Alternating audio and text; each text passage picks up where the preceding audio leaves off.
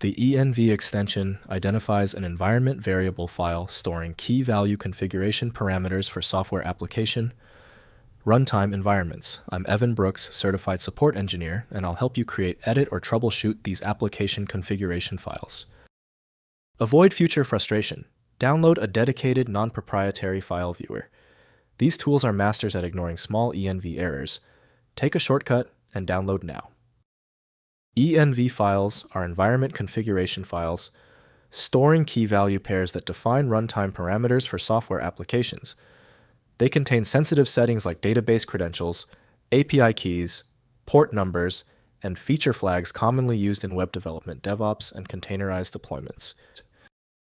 ENV files use a simple plain text format with key value pairs, one per line. They support comments prefixed with hash symbols and optional quoting of values. The dotenv pattern loads ENV files into application process environment variables at startup without system-level changes. For comprehensive file management, ENV relies on Visual Studio Code developed by Microsoft Corporation. Windows only supports a simple read mode, not the dedicated analysis this file needs. Windows exposes the file's contents, yet modifications must be done with care to avoid misconfiguration. The solution usually starts here. Right-click the ENV file and select Open With. Try Visual Studio Code as your first attempt. If you don't see it, choose another application. Keep testing until the file cooperates. If the ENV file still will not open, there is no need to stress. We're close to getting this fixed. If the file is still giving you problems, we've narrowed the cause to 3 items. Here are the culprits and the precise checks required.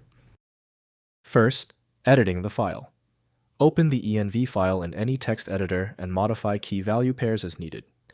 Set database connection strings, API endpoints, authentication secrets, and feature flags. Save the file and restart your application to load the updated environment variable values.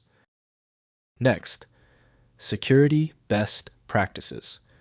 Never commit ENV files to version control repositories as they contain sensitive credentials. Add .env to your jtignore file. Use .env example with placeholder values as a template for team members. Rotate credentials stored in ENV files regularly for security.